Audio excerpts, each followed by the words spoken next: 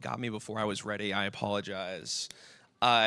So I don't have, apparently my slides and my notes are no longer here, so I'm just gonna have to send it.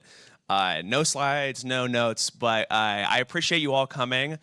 This is Hook, Line, and Sinker, a guide to Uniswap v4 hooks. So my original title was The Evolution of On-Chain Trading, also spelled wrong with a hyphen. And it was like the most boring title I've ever come up with. It was what I submitted this talk pre-V4, so I could not, leak that alpha. So this is the new title, which is hopefully a little bit more fun. So this is an introduction. So I'm Austin. I'm a researcher at Uniswap Labs. I mainly focus on protocol design and economic incentives on the Uniswap protocol. And this is a very fun photo of me as Captain Hook, because this is all about hooks. Shout out to Sarah for making this wonderful meme of me. And this is my website, it's ajadams.co. And then you can also find me on Twitter at AustinAdams10 or something. Okay, perfect. So this is hopefully you after this talk. So this is a wonderful little meme that JT Riley on Twitter made about hooks. And this is how I feel. This is me. I do not trade very often on the protocol, but when I do, I will be using hook pools. So, and I'll get into the fun talk. I wanted to give all the memes before I did it. So yeah, this is a Hook 101. Oh, they're right there. Cool. So what are hooks? Bottom text. Hooks are one of the new innovations of Uniswap v4. They are hooks define code that run at predetermined points in the AMM's life cycle. So this was a definition actually made by Dan Robinson at Paradigm, somewhat similar to this, and then I butchered it because I was like, we need to make it a little bit more simple for everybody. So what does defined code mean?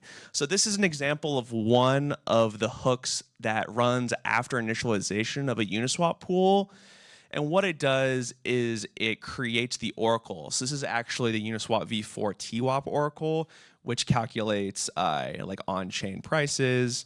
And after this sort of function is called after initialization of that pool. And what you can see is it sort of creates the oracle.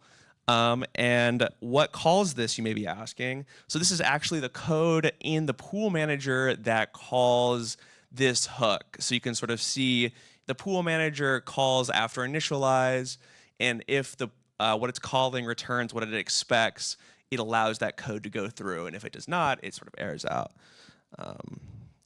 So this is the 4 or the 8 different type of hook callbacks we have, and we'll go into them, but this is a little snippet from the white paper. So I actually stole this slide again from Sarah and Alice. This is the 8 different type of hooks and what they sort of relate to. So on pool creation, you call this initialize hook. You have swapping one token for another is a swap, and you have add, remove, liquidity, or collect is modify position, and then you also have giving money to in-range LPs is donating. And what this this goes to the before and after initialize, before and after swap, before and after modify position, and before and after donate hooks. So those are currently the 8 hooks that are on Uniswap v4. So what can we, this is the example of I cut down in the protocol in the pool manager, which manages all the pools on Uniswap v4 in the singleton. This is a really cut down version of how hooks work. So you can see before the swap is called, there's a before swap call. We sort of check, should we do it? And then the actual swap happens, and then afterwards, an after swap call is called. And so that's sort of a very cut down version of how v4 hooks work. This is sort of similar to how they work in all the other versions. So this is a wonderful little diagram. I'm very proud of it. I made this the night before the v4 white paper launched. This is a very cute little technical diagram that helps you run through exactly when and how hooks are called. And you can sort of see that these are the exact same thing. So this code and this diagram are the same thing. And so usually one of these helps people understand how hooks work. Maybe one of them does for you as well. So what do hooks enable? This is sort of the meat of the talk, is what what do we think hooks are good for? So this is the use cases from the white paper. They're TWAM, on-chain limit orders, dynamic fees, MEV internalization, and custom oracles. However, we've talked about this like a million times. So let's talk about some new hooks and talk about things that we haven't actually talked about before. So the first one is this very fun hook that we actually came up with like last week. So this is this Uniswap V2 hook. And this is enabled by Emma. So Emma is one of our protocol interns. She came up with this wonderful PR, which allows the hooks to actually edit and put sort of trades inside the Uniswap protocol. So this is sort of the new code for before swap. And you can see right here that you can actually, the hook can return things to add to the singleton. So it's sort of like adding a trade inside the singleton. And what does this enable? This enables hooks to have non-XY equals K or non-concentrated liquidity. So one of the cool things is you can actually have a hook that is actually just a V2 pool. So instead of actually doing the swap inside the V4 pool, you actually do it in this hook, and the hook returns all of the deltas, it returns everything. And so you can have things like pre-filling swaps, you can have things like non-XY equals K liquidity, you could have like a curve pool, you could have like a balancer pool inside these hooks. They can sort of manage and get all the swap parameters and then change inside the hook. And then it can have all the composability that comes with the Uniswap V4 in the singleton. The other one is dynamic fees via auctions. This is the one that I'm most excited about. This calculates optimal fees. So dynamic fees are really hard. I feel like people think they're really easy. They're like actually extremely hard. Dynamic fees are one of the hardest things and that's one of the reasons why they really like the MEV problem and like the lever problem hasn't really been solved. And it's because optimal fees versus arbitrage are really easy to calculate. So if a given volatility measure or like a given price path, you can pretty much calculate like what a good fee rate would be for this Uniswap V4 pool. However, the problem is that the optimal fee rate needs to take into account this non-arbitrage, non-toxic flow. And one of the problems that we found is that there really isn't a model that exists currently that will work for non-toxic flow. So, and if there was, it probably requires way too much data to work in the EVM. So it's functionally impossible for us currently to create these dynamic fee models that run on chain. So how can we sort of have? But one of the things that we can do with this auction measure is we can create something that both helps mitigate the top of the block auctions, which is a lot of these things that people on Twitter talk about. They talk about like a centralized, decentralized exchange arbitrage, and that's arbitrage that happens at the top of the block.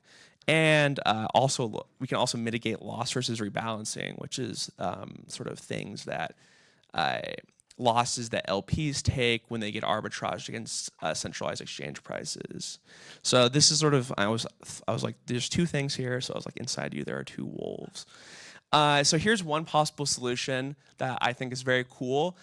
We can actually auction off all of the LP fees in the next 5 minutes and the right to set the fee rate for that like 5-minute period as well.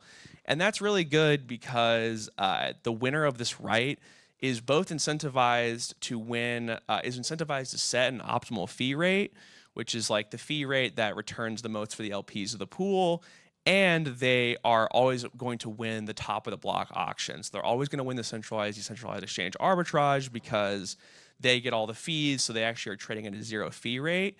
And that is really helpful because then you can have two things that are really, like two of the big losses for LPs are fees that don't update very efficiently, and then top of the block auctions, and this sort of does both of them. There are issues. There's never a sort of golden goose solution. Two of the issues that I really have is builder centralization, sandwiches, and censorship resistance. So buildership centralization and censorship resistance are two things that Max Resnick at the Special Mechanisms Group talks about a lot, which are sort of like the person who wins all of the centralized, decentralized exchange arbitrages is going to be like the person who wins all of the blocks in the MEV auctions. And then if they win all the MEV auctions, they're going to have pretty much control of the chain for a little while. And then it's also really easy to censor people who are submitting bids to this auction. So we have to be really careful with how we set up these auctions. And then there's also sandwiching. So if you trade with no fees as a sort of the person who owns this right to this pool, you can sandwich people for free. And that's pretty problematic because those are two really bad things. But there are some benefits, there's some ways around them, but setting up this auction is really hard, and we got to figure out how to do that. And so these are like two of the things I wanted to talk about. And then another interesting hook is your hook. So one of the things we're really excited about in Uniswap v4 is how we're working with the public. We're working in public, and that means that we're taking community feedback. We're taking things that the community wants, and that's really helpful because there's a lot of things we didn't really think about that people really wanted. And so this is a quote I don't really care about. And then this is what I was saying. And then here is the current and possible future Uniswap v4 PRs. So these are 4 things that the community actually came up with that we've sort of trying to implement inside the v4 core, and we hope that some combination of these will support new use cases and new things that the team wouldn't have thought about, but can make Uniswap v4 sort of the best place to trade and sort of the best DEX. And so that's singleton delta from hooks, so you can use the Uniswap v4 accounting methodology in your hook. And then returning early was sort of a desired one from a community member that we think is pretty good. And then arbitrary data passing into hooks, and then locking by address instead of locking by routers. So with these 4 things, we hope that a lot more use cases will come out. And then we're also looking for your ideas. So we want to hear what you have to say about v4. You may think that like we don't care about what you have to say, but we've had a lot of really great PRs. We had a lot of really great people bring up things that we never thought about, and how this sort of small change means their use case can happen now. And we really want that. We want all of the use cases. We want to support as many things as we can with safety on Uniswap v4. So this is sort of why I love hooks. It's sort of just a shill about hooks. I won't read these, but I'll read the last one, which is my favorite one as a research person, is that there's more research we can do. So instead of having to do all your research every like 2 years and launch a new protocol, you can launch a protocol like every day as a new hook. That's sort of one of the things I'm very excited about, and is very good for job security. So here's a little Q&A I will also do. So I want to take some questions if there are any about hooks. Yeah. You. The black shirt. Oh, do you need a mic? Yeah. Sorry, I threw that Q&A on you. I was like, I love Q&A.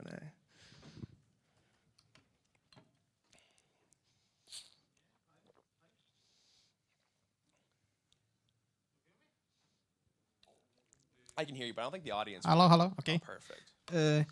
Only from the security perspective, how do you plan to filter the pools with malicious hooks? Yeah, it's a great question. It's one of the things that we're thinking about as a team. I think that there's been things thrown around like a whitelist. There's been things thrown around like looking at certain hooks that only have certain permissions. So one of the things that's really great about v4 is that your hook's address determines what things you can do on the protocol. And so if you have like a certain subset of things you can do and none of them are malicious, then I think we should route to all those hooks. But one of the really great things is actually routers don't have to worry as much about your router. Like is one of the biggest things that supports you and supports like community members essentially. So like your router has a certain amount in that it gives and it has a certain amount out, and that's an invariant you really can't change. So it's not, routing isn't as big of a deal as it is for LPs. So LPs are where we think a lot of the worry comes around hooks, but we don't want people to LP in malicious pools. And so I think routing is less of a concern because the Uniswap universal router protects you from a malicious pool. But for LPing, that is actually pretty nerve-wracking. I think like what we'll have to do, especially for our community members, is I think a lot about how we can surface only safe hooks.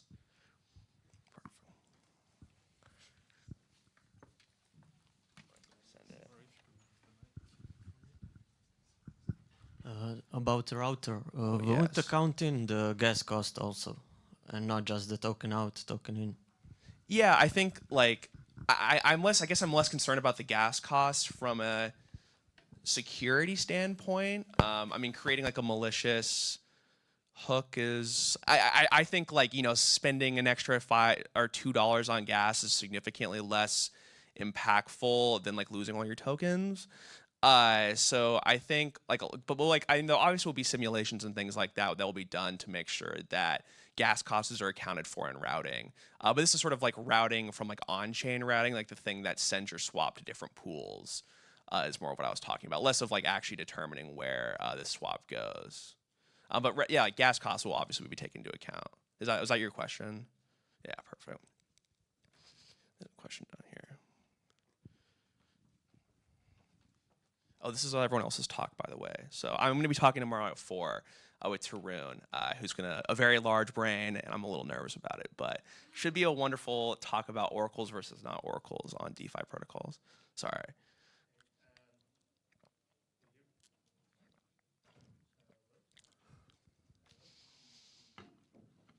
I can just repeat yours as well if you want. What's your question?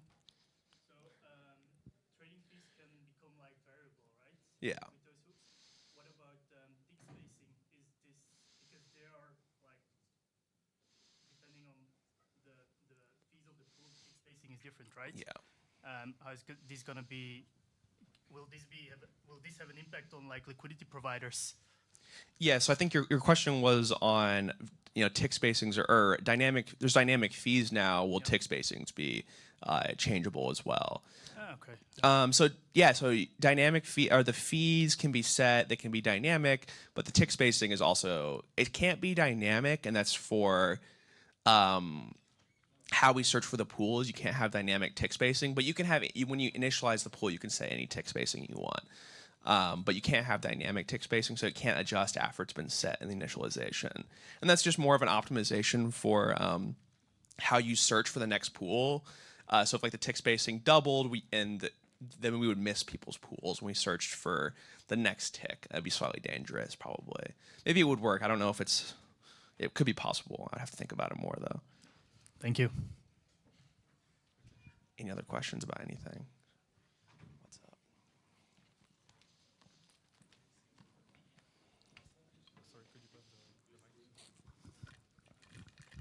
So just curious, can hooks interact with other versions of Uniswap and other forks hooks, or like hooks of forks of hooks of forks? Yeah, like so you can, right? So one of the cool things now is this balance deltas that we return pretty much means that like the hook could check V3 to see if V3 has a better swap. And if it does, it actually executes the swap there and returns the money or returns the tokens to you in the V4 swap. So that's like one of the cool things that could happen. Hooks can do a lot of things. I think with balance deltas, you could do that though. You could interact with a fork, you could interact with V3, V2, and a lot of different things like that. Yeah.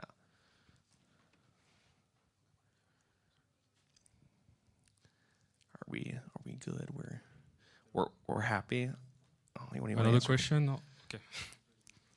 I can't answer your question. I answer your questions on Twitter. It's not as fun.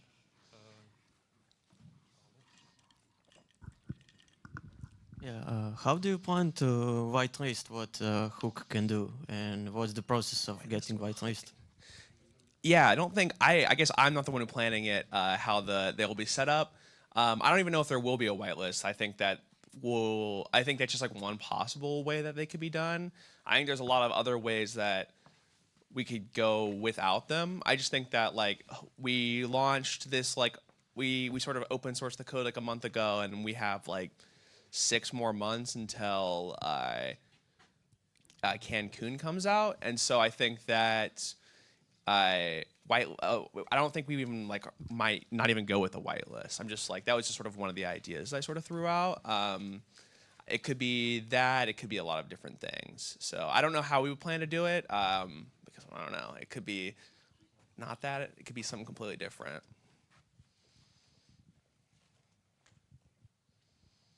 Okay, we want to call it a day. Okay, if there is no more question, then Perfect. you can clap. Yay.